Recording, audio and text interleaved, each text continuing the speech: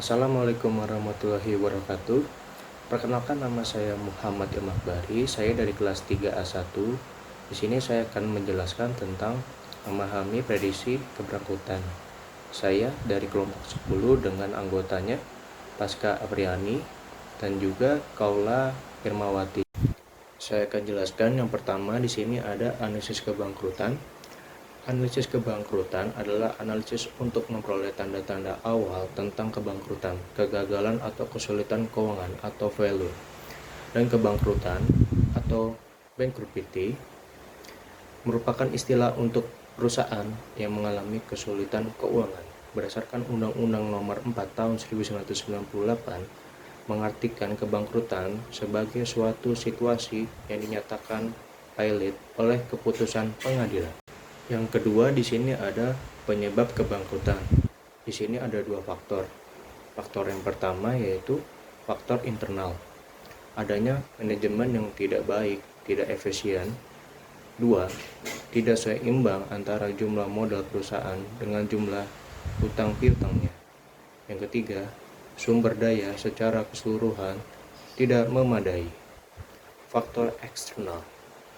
Umum diantaranya ada faktor politik, ekonomi, sosial, dan budaya, serta tingkat campur tangan pemerintah perusahaan berada. Yang kedua, khusus antara lain faktor pelanggan, pemasok, dan faktor pesaing. Ya, saya Kaula Irmawati. Saya akan menjelaskan mengenai manfaat analisis kebangkrutan.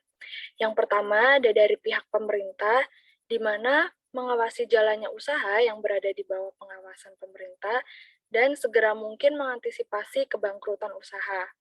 Kemudian ada dari pihak akuntan, menilai kemampuan going concern suatu perusahaan dan menjelaskan subsequent event yang mungkin muncul setelah audit. Kemudian yang ketiga ada dari pihak manajemen, di mana melakukan langkah-langkah untuk menghindari kebangkrutan AI merger, restrukturisasi keuangan sehingga biaya kebangkrutan atau seperti biaya akuntan dan biaya penasihat hukum bisa dihindari. Kemudian yang keempat ada dari pihak kreditor, di mana untuk mengambil keputusan siapa yang akan diberi keputusan, siapa yang akan diberi pinjaman, dan kemudian bermanfaat untuk kebijakan memonitor pinjaman yang ada. Dan yang terakhir ada dari pihak investor saham atau obligasi, untuk melihat adanya kemungkinan bangkrut atau tidaknya perusahaan yang menjual surat berharga tersebut sehingga seawal mungkin dapat mengantisipasi kemungkinan tersebut.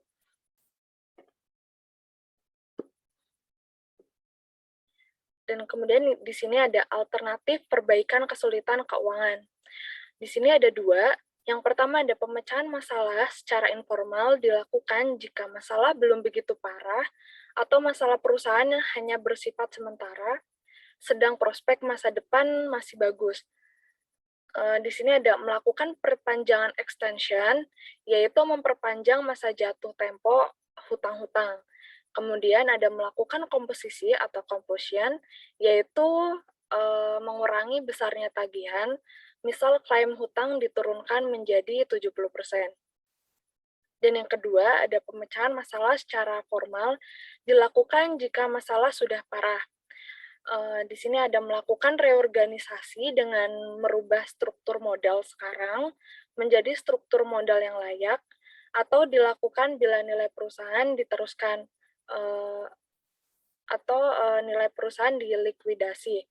Kemudian ada melakukan likuidasi dengan menjual aset-aset perusahaan, atau dilakukan bila perusahaan diteruskan, sebaliknya nilai perusahaan dilikuidasi.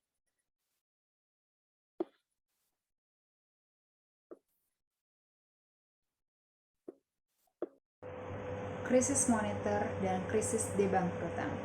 Krisis moneter atau yang juga dikenal sebagai krisis finansial merupakan situasi di mana harga aset mengalami penurunan nilai yang tajam. Bisnis dan konsumen tidak dapat membayar hutangnya, dan lembaga keuangan mengalami kekurangan likuiditas. Krisis kebangkrutan yaitu suatu kondisi di saat perusahaan mengalami ketidakcukupan dana untuk menjalankan usahanya.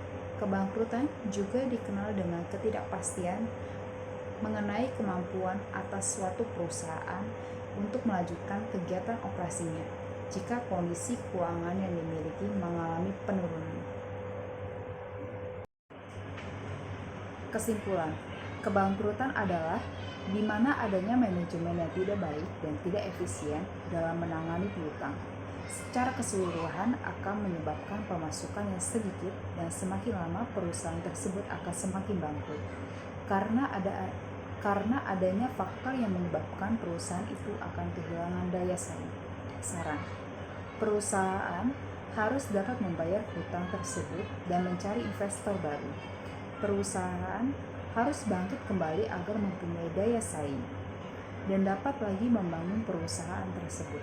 Perusahaan harus dapat memperbaiki siklus keuangan hingga stabil kembali. Terima kasih.